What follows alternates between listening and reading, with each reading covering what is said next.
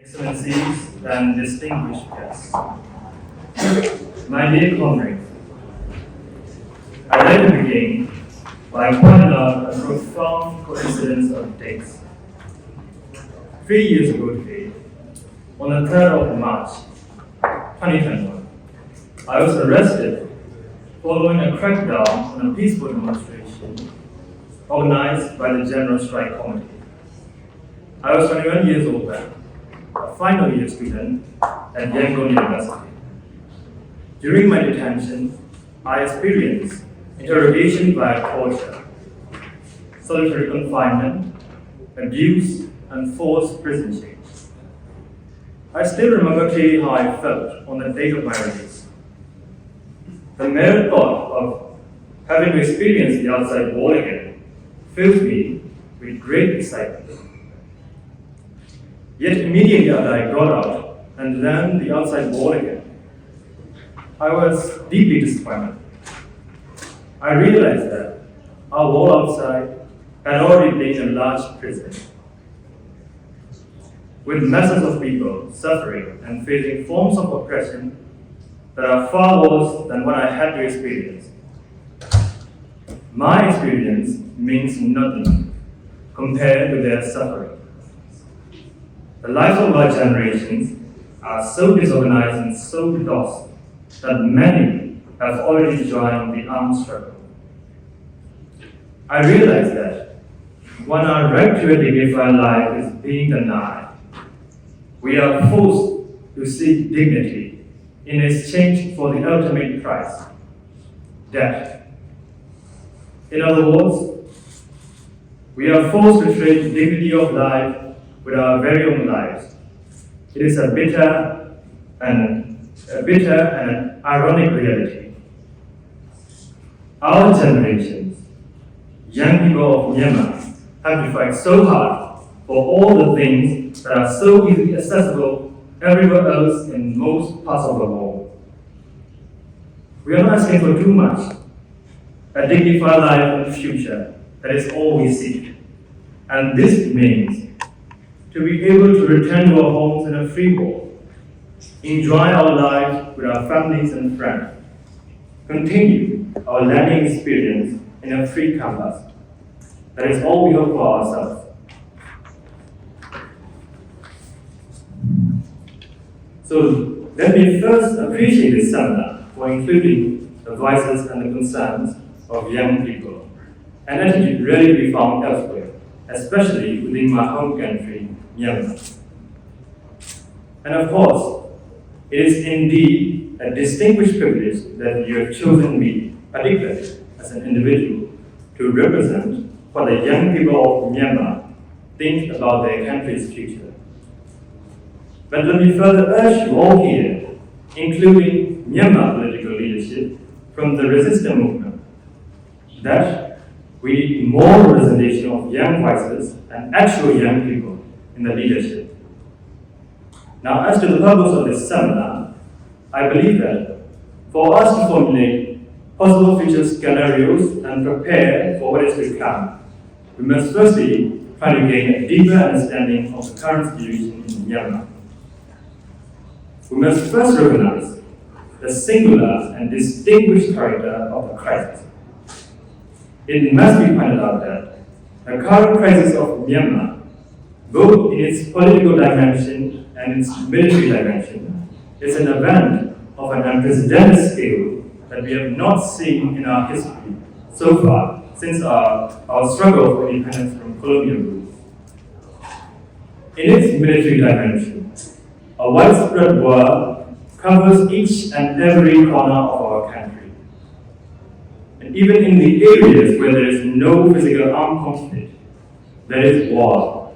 A war waged in consciousness, in spirit, and in soul, which, one given any chance, will immediately substantialize into an all-out physical war. We all know that the Burmese military has been relentlessly and continuously trying to bring back the normal order of things since the day they launched the coup. But even after 3 years, it is evident that they are still far from fulfilling their stated aims. Far from that, they are now showing gradual signs of disorganization. The Burmese military is now struggling with a kind of military pressure that they haven't faced in decades. In each and every direction, they are being challenged by the joint forces of ethnic resistant groups, People's Defense Forces, and other resistant groups, independent resistant groups, such as People's Liberation Army, Burma People's Liberation Army, and Student Armed Force. Currently, the Burmese military has lost control over a significant number of cities in northern Shan, Karenni, Chin, Arakan, and Kachin states. It must be pointed out that it is mainly the ethnic population and the ethnic armed resistant groups in struggle for their self-determination who are imposing the biggest physical blows to the Burmese military. Undoubtedly, we are seeing the biggest defeats and surrenders and the lowest morale among the rank and file historically. These are the signs that the ideology of ultra-Burmese nationalism and the notion of a unitary and centralized state, the very notions and ideologies upon which the institution of the Burmese military establishes itself upon, the very notions and ideology that have been seen as the foundations of our nation since the time we gained our independence. These very notions and ideology are not losing any of their remaining relevance.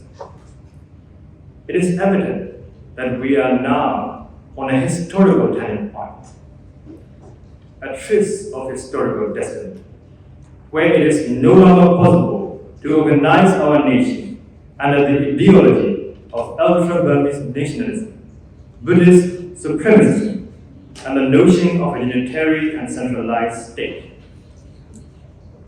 So, this shall be the first point under debate.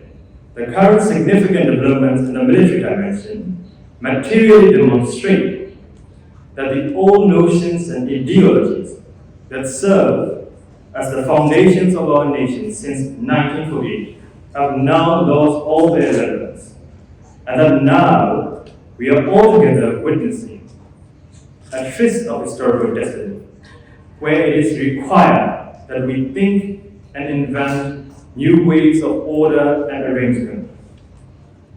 And it also must be understood that the current 2008 Constitution, upheld by the Burmese military, is also a part of these old notions and ideologies which have lost all their relevance. With that being said, it is evident that the Burmese military is now facing an existential threat. The notions and ideologies which serve as their foundations are faltering. Their morale is at an all-time low. They are significantly losing manpower, and their influence and control shrinking with each advance made by the resistant forces. And what is more is that they are also conscious that the threat they are facing is existential, and that they are in a life or death struggle to maintain their existence. That is why, in the last month, they announced the enforcement of mandatory military service for young and middle-aged men and women. This enforcement means that the Burmese military, in search for solutions to deal with the shortage of their manpower, will now force the civilian population under their control into war. Ultimately, it means that they will now exploit and appropriate our bodies and our souls as resources in a quest to sustain their existence.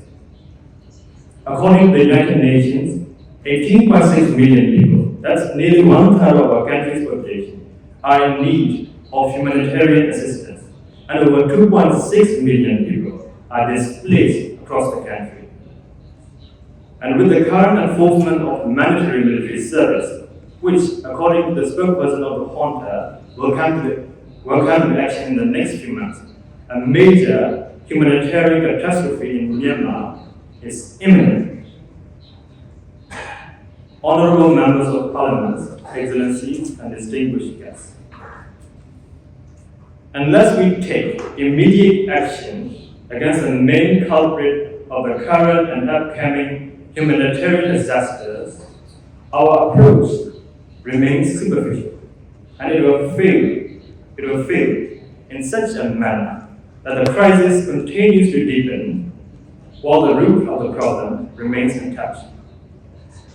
We must understand that this announcement of mandatory military service is a clear message from the Burmese military. It is a clear message that they have absolutely no will and no consideration whatsoever to deal with the humanitarian disaster currently happening, and that they are even willing to take any action regardless, even if it means bringing a potential humanitarian catastrophe. The Burmese military has clearly shown themselves to be an institution which has absolutely zero will to deal with the problem, but has 100% will to create more problems if it means good for them. So, it will certainly be a questionable thing that we have to see them as partners in dealing with the humanitarian situation in Myanmar. In the meantime, this moment reminds us of our political mission. It reminds us that our political mission is not just to bring down the current ruling junta, which is only a specific instance, a particular formation of a much more universal and deep-rooted political system by which our bodies and our souls are regarded as disposable in their relation to the state. It seems to us that there is a special technology at work, a technology by which it is measured to which extent an individual's body and soul are disposable. We see that this measurement is done in such a manner that the individuals are all the more disposable if they are all the more remote from the dominant class. And we see that this remoteness is measured in 3 dimensions: class, race, and gender. With these 3 dimensions of class, race, and gender taken into account, the system marks each individual with varying degrees of disposability. In short, it is a system that makes us see our own fellow human beings as less human than us on the basis of class, race, and gender. Then our political mission should always be emphasized towards the following mission. It is to push for the end of all political systems of class distinction, gender discrimination, and racial segregation. As our crisis intensifies, we are seeing the system at work everywhere, sometimes even among and within ourselves. But may we never forget a true champion of the system, the Burmese military. Since the coup, the Burmese military, in its quest to assert control, has killed at least over 4,500 civilians. When we put these deaths in numbers, it seems a little bit less severe, because all we get to see here are many military units, not the full human reality. So, let us be reminded that each of these numerical units represents a human life, rich in dignity and infinite in value. Last month, a heartbreaking image circulated all over our internet. It is a scene from a school of small children in Training State who were the victim of an airstrike by the Burmese military. The image depicts a piece of head flesh,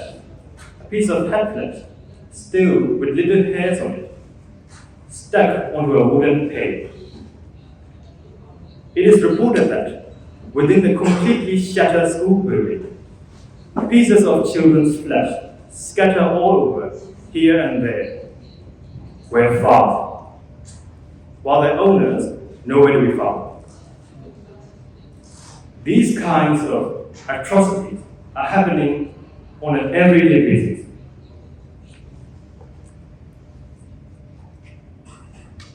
Honorable members of Parliament, Excellencies and distinguished guests, each of these little pieces of flesh scattered represents the heavy burden of our civilization. Our civilization will need to make a clear choice. Civilized path or barbarism. And for us, the young people of Myanmar, to really have any chance for a civilized future, it is clear that we must aim for nothing less than a complete liberation of our nation from military rule, and allow our tedious and painstaking struggle for liberation. It is also becoming clearer to us that the only path towards a dignified life is to aim for a future where class distinction, gender discrimination, and racial segregation will have no place within our daily lives. Thank you for your patience. I hope each and everyone here today shares together with us, young people of Myanmar, in our commitment to justice, democracy, and equality. Thank you very much.